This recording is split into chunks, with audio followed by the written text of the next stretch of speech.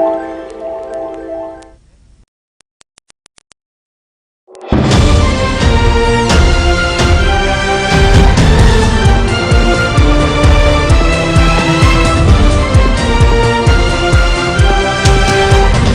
from the National News Studio, Sri Lanka.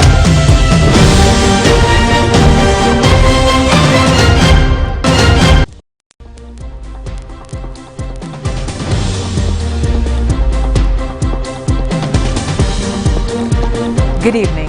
Welcome to the National News broadcast coming to you live from the National News Studio here at Rupavahini. I'm Kasani Balachandra. And I'm Clifford Richards. First of all, we take a look at the headlines.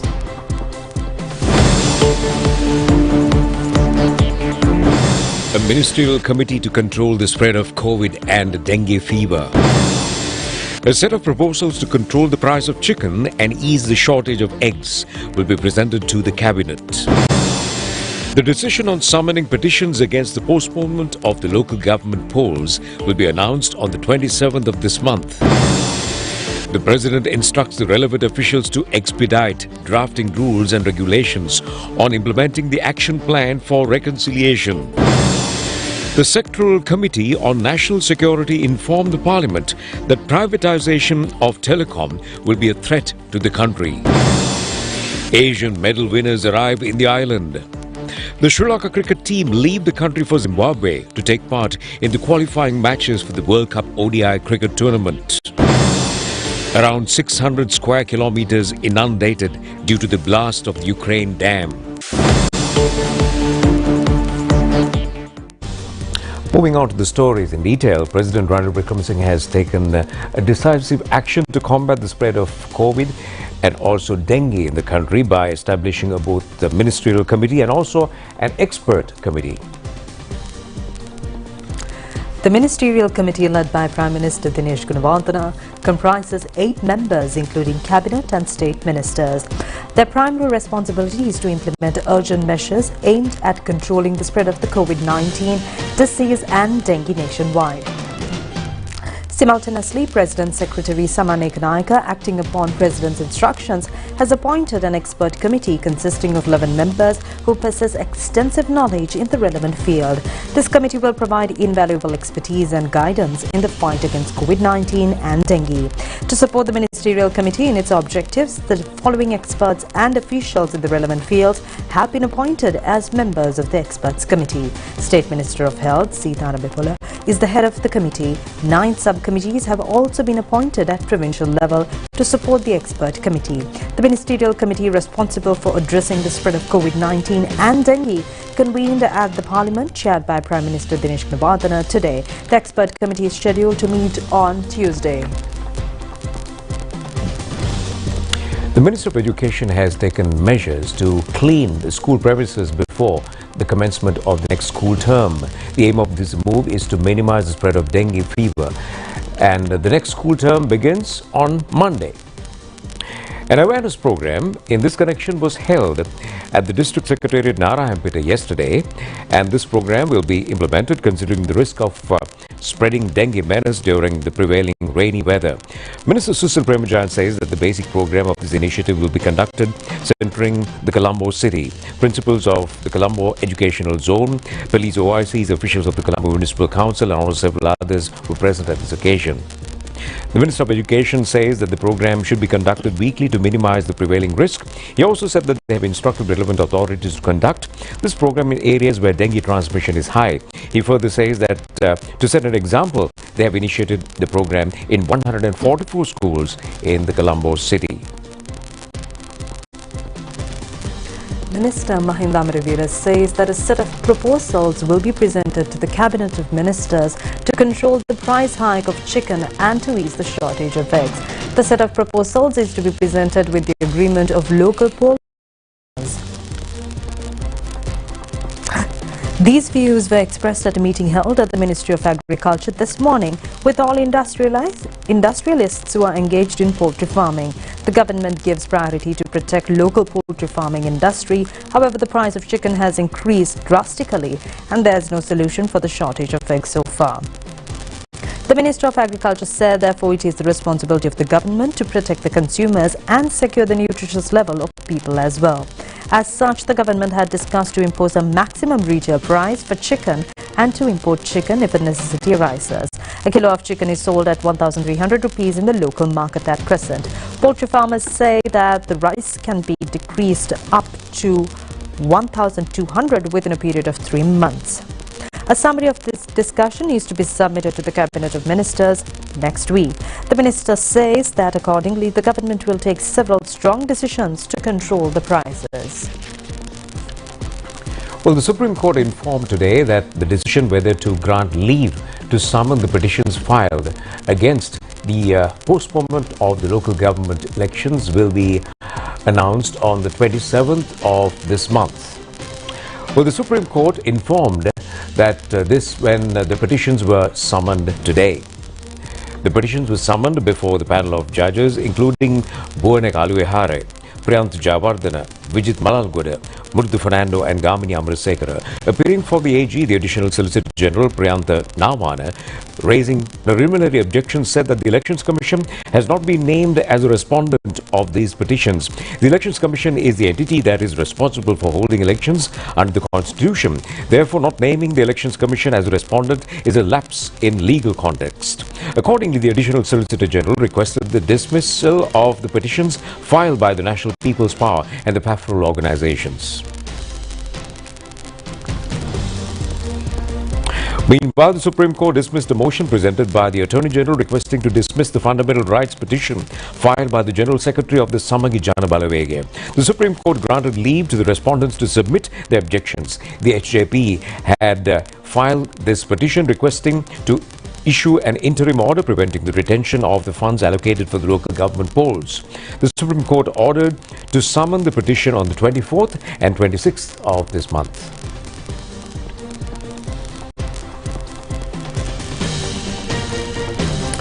President Ranil Wickremesinghe convened a discussion at the Presidential Secretariat yesterday to address the action plan for reconciliation. During the meeting, the President instructed the relevant departments to expedite the drafting of legislation necessary for the plan's implementation. The progress of initiatives within 5 key areas, legislation, institutional activities, land issues, press release and power decentralization was also reviewed. The discussion encompassed several important topics: the implementation of the Truth and Reconciliation Commission, the establishment of a National Land Council and the formulation of national land policy were among the matters addressed. Additionally, the President emphasized the need for enhanced operations of the Office of Missing Persons, including digitization efforts and the issuance of certificates for absence of individuals who had previously disappeared without trace. Furthermore, President Wickremesinghe instructed the relevant parties to complete the ongoing initiatives to establish the Office of Reparations and the Office for National Unity and Reconciliation within the next 2 to 3 months. A comprehensive report on the progress of these programs was also requested. Issues, particular attention was given to resolving problems associated with displaced persons resettlement, releasing privately held lands for public use and addressing Mahabali land concerns. Well, the Sectoral Committee on National Security informed Parliament today that the privatization of the Sri Lanka Telecom will be a threat to national security, and meanwhile Parliamentarian Field Marshal Sarath Fonseca resigned from the membership of that committee. Deputy Speaker of Parliament Ajit Rajapaksa said that he announces the appointment of Parliamentarian Rauf Hakim for the position which was vacant by the resignation of Parliamentarian Field Marshal Sarath Fonseca from the membership of the Sectoral Committee on National Security.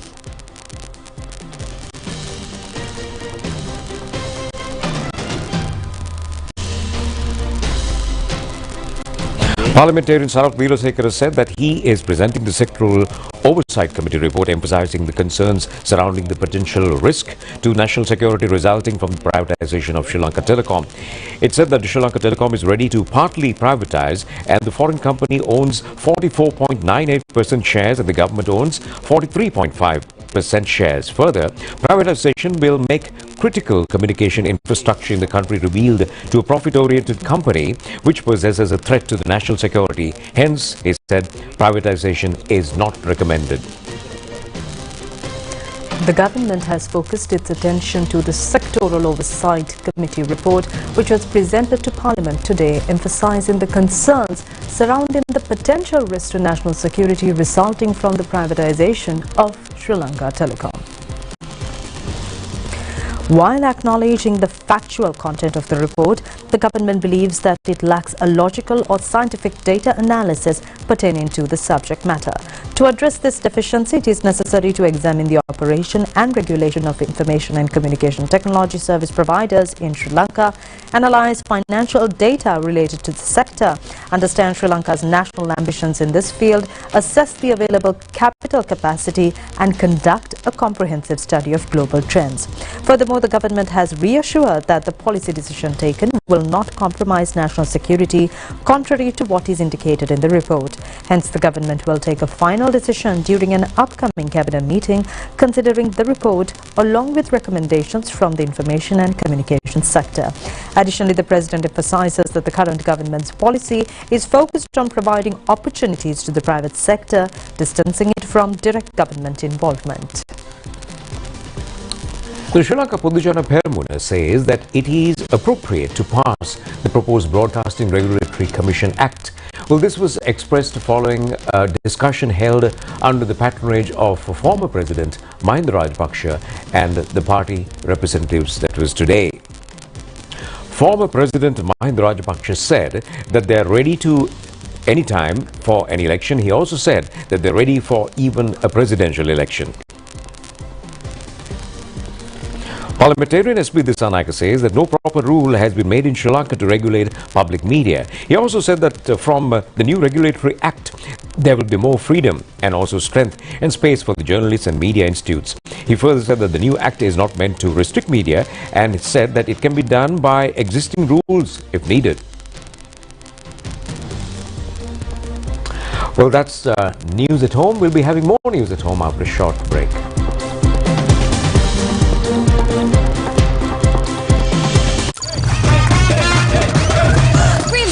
Kami, pantamay!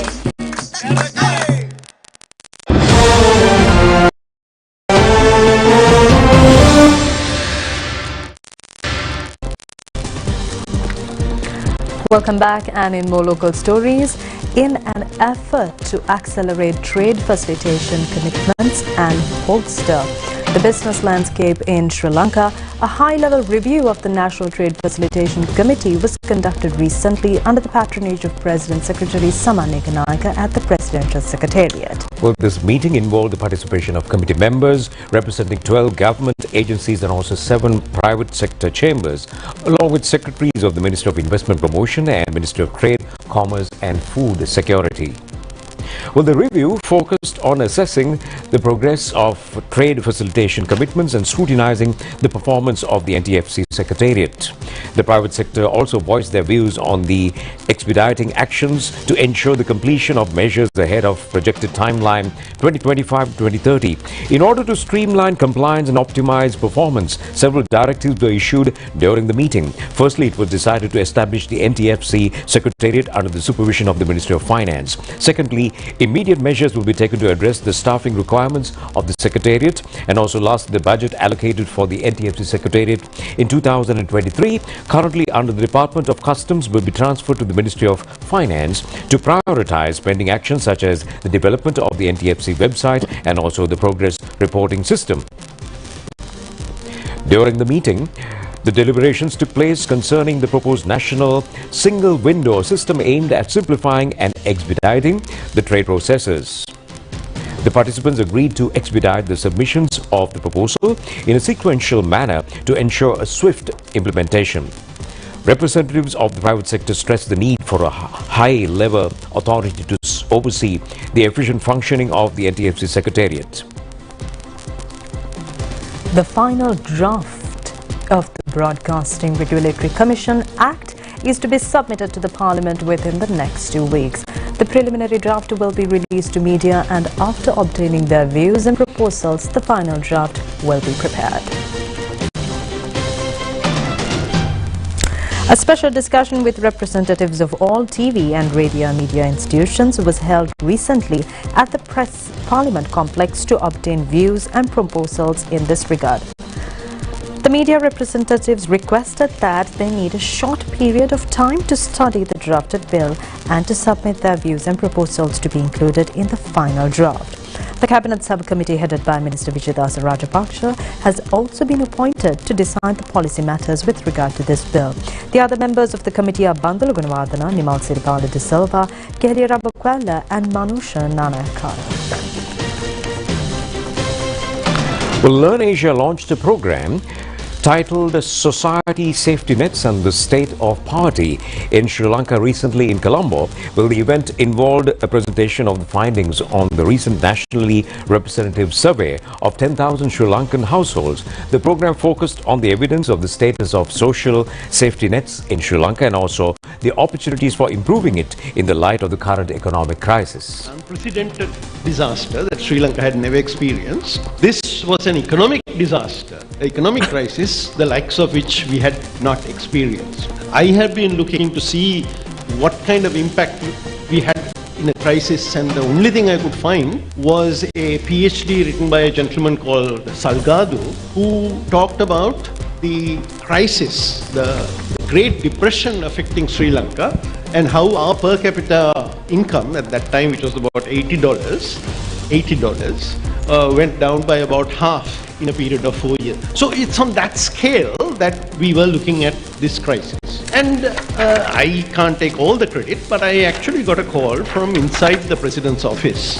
This was in April or so, before the Prime Ministership changed, before the President changed, and before any of these things happened, saying, can you give us some information about social safety nets and how we can handle looking after our poor people who are going to be affected by this crisis. So we immediately put our resources, even though we had no ongoing projects, we immediately put our resources into looking at other countries' experience, the secondary analysis that had been done, theory experience that had been gained in many countries, and we made that available to the government. And we were also fortunate to have some research going on the effects of COVID. This was a comparative research that involved multiple countries. So we extracted some questions and topics from that and made it available to the decision makers from that point. So we are talking about 2022, April, May, we were giving information to the government. Then our CEO and our Chief Operating Officer got together and again repurposed some research money that we had. And they have put together a research project with the Learn Asia signature. We are multi-method organization. We do care about and we do good quantitative research, but we also know that we can get insights from qualitative research, focus groups and so on. What is the reading of the situation from after seeing these numbers, and how confident are you on the reform program that has by the government, and how do you read the ground level? We have been talking about decades and decades that social safety net has not been focused and it is not adequately coverage and not enough or not generous enough to cater the requirement of the needy people. So having understood that one, the Welfare Benefit Act was presented and passed in the Parliament in 2002. But any reason or other, the subsequent government who came to power didn't want to implement the Welfare Benefit Board Act. Ultimately, in 2019, the board was appointed. Unfortunately, with 3 months running, it was again defunct. So last year, in July, after the struggle is over, the Finance Minister appointed the Welfare Benefit Board, and we started the work from where we stopped in 2019. Now, your finding reveals that earlier we had concentrated on identifying the poor people on means test, that means consumption, expenditure or income. In addition to that criteria, we, with the lessons learned from the globe, we decided to go for the multidimensional depreciation test. What is the difference between the type of that global accepted to emulating multidimensional one and our one is that original one, it speak about the 3 dimensions, our one 6 dimensions. And the original one speak about the 10 indices, in our one, 22 indices. So therefore, we have contextualized the world or global accepted multidimensional test into our context. I think that even though your finding reveals that the assessment covered only 53% of the poor in our program, but when we compare about the Samurdhi one, as you reveal, it was 31%. So nearly about 22% increase on the verge of starting our process. That means we can by and by improve the coverage and the target. So in this context, I think our program would be very successful one and yet to be improved with the learning we collected in the exercise of the program. The National Youth Front says that the country has been able to overcome the economic crisis within 1 year after several months due to the systematic program implemented by the President. The front further says that the President's economic plan has been approved by the entire world. President of the National Youth Front, Shahara Herat, says that the economic downfall occurred in the years 2020, 2022, 23 were not occurred only by the decisions made on those years, but the decisions made prior and were resulted too. Filling the government institutions by full of state employees, creating institutions which masses losses and giving a burden of billions of losses to the general public. A special ceremony was held yesterday to mark the Russia Day, which falls on the 12th of June. Strong relations between Russia and Sri Lanka were highlighted at the ceremony. Russia Day has been celebrated annually on the 12th of June since 1992. The celebration in Colombo was organized by the Russian Embassy. A large number of dignitaries attended the event held under the patronage of Russian Ambassador to Sri Lanka, Levan S. Zagarian. Minister Susa Premajant was the chief guest. My gratitude to the government of Sri Lanka, to the President, Mr. Ranil Wickremesinghe, the government, the Foreign Ministry for its balanced foreign policy, very balanced, and we highly appreciate it. We established our bilateral diplomatic relations in 1957, just 65 years ago, and since that the former Soviet Union and nowadays the Russian Federation, we have very fruitful, very effective cooperation in many fields. Sri Lanka, very friendly country for us, and hopefully our friends in Sri Lanka will continue to pursue this balanced, neutral policy which meets all our, let's say, interests. Russia remains one of the top tourist source destinations for Sri Lanka, promoting tourism and contributes to the economic recovery process. Sri Lanka has been supported by Russia during challenging periods in the past at international forums. So we have signed MOU between Sri Lanka and Russian Federation in the field of education, higher education and vocational training and science and research. I am confident that our robust and multifaceted partnership in the years ahead will go from strength to strength. Mapping the roads that come under the Sabaragamuwa local government department with GIS technology is now underway. The local government commissioner says that the project will lead a huge sum of money. 44,000 kilometers of roads belong to 25 Pradesh Sabhas in the Ratnapura and Kegaon districts will be mapped under this project. The mapping will be conducted by using both GPS and GIS technologies. The significant feature of this mapping is that all information of roads, including street lamps, bridges, culverts and properties of either side of the road will be entered into the database. This mapping can be downloaded by MyTrack software. We're now moving on to more local items in brief. China's CICP company has taken measures to set up a high technical storage at the Colombo harbour premises. A preliminary discussion in this regard was held at the harbour premises under the patronage of State Minister Dilum Amunagama. The company is to invest $400 million in this BOI approved project. Indo-Sri Lanka Security Conference exhibition was held at the Taj Samudra Hotel in Colombo recently. This was organized by the Indian High Commission, and High Commissioner Gopal Bagle and State Minister Pramita Bandara Thendukon and several others participated.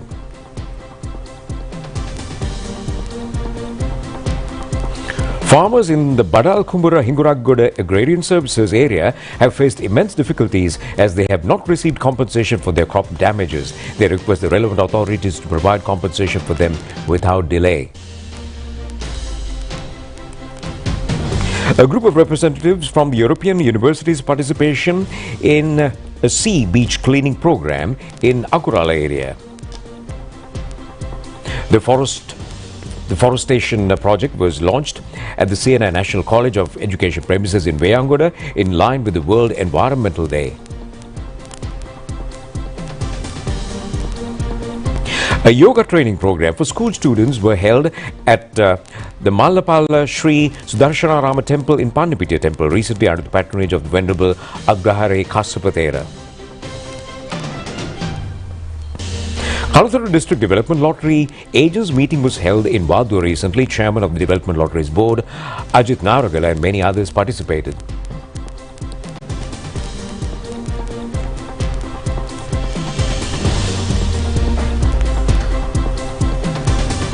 Two 18-year-old girls have drowned in the sea at Kirinda. These girls of a group of pilgrims who were washed away to the sea while they were enjoying the beach. One of the girls have been rescued by youth of the area. Kavinda Samaratunga, the first Sri Lankan person to undergo an internship training under the Japanese government, was felicitated today, held in Tangol yesterday.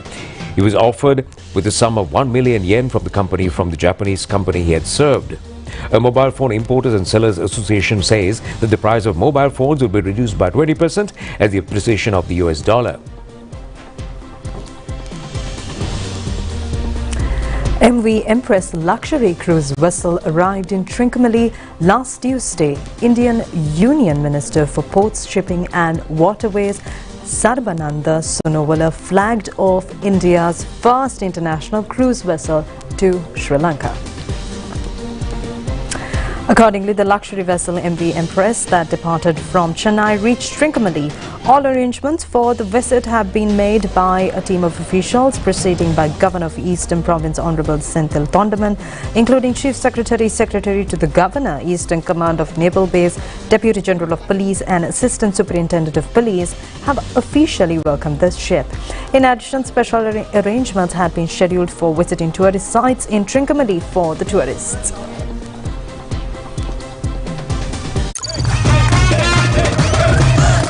Katami Pantamai.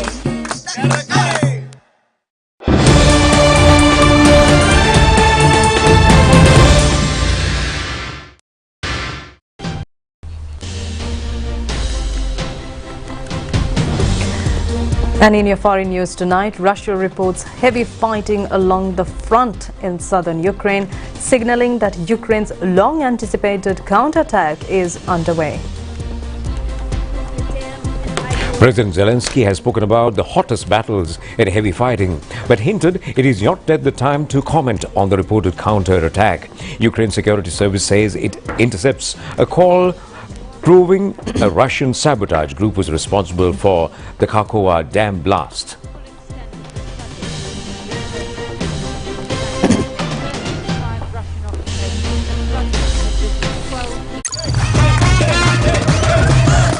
Katami Pantamai.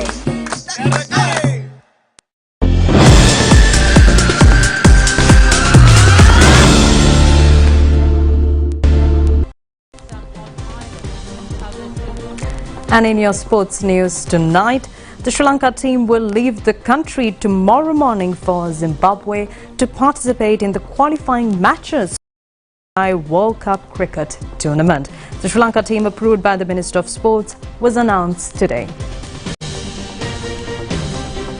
The 15-member team led by Dasun Chanaka, while Kusal Mendes will act as the vice-captain, Dimit Karunaratne, Pathum Nisanka, Charit Asalanka, Dhananjay De Silva and Sadira Samaravikrama have been included as batsmen. Wanidhu Hasaranga, Mahesh Tikshana and Dushan Hemanta are the spinners in the team. Dushman Duchamira and Kasun Rajita, Lahiru Kumara, Matish Patirana and also Chamika Karunaratne have joined as fast bowlers. Angelo Matthews not included in the pool. 10 teams will be taking part in the World Cup ODI tournament qualifying matches in Zimbabwe. The teams will play under A and B categories in the preliminary round matches. Ireland, Oman, Scotland, UAE and Sri Lanka will play under B. Sri Lanka's first match will be played on the 19th of this month against UAE. The second match with Oman on the 23rd of June. Sri Lanka will meet Ireland on the 25th and Scotland on the 27th.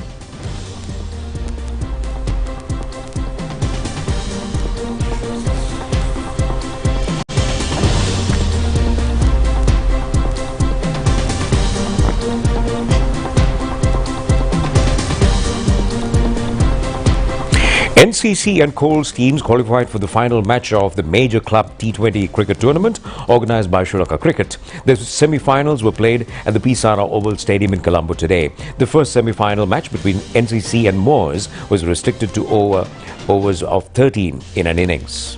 Batting first, Moores scored 131. In reply, NCC passed the victory target in 9.5 overs. Niroshan Dikwala scored 70 in 26 not out. And also the semi-final was played between Ace Capitals and Coles teams. Batting first, Ace Capitals scored 147 for 8. In reply, Coles passed the victory target in 18.4 overs for the loss of 5 wickets.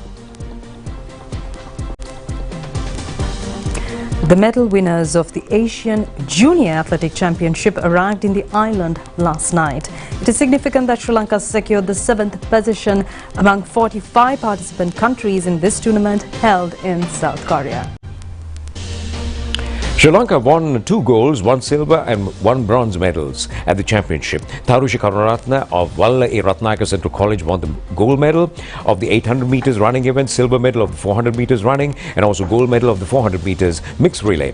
Accordingly, she became the woman athlete winning the most medals at the tournament. In addition, Jayashi Uttara, Vinod Aryavansh and Shehan Dilranga and Malit Yasiru claimed medals.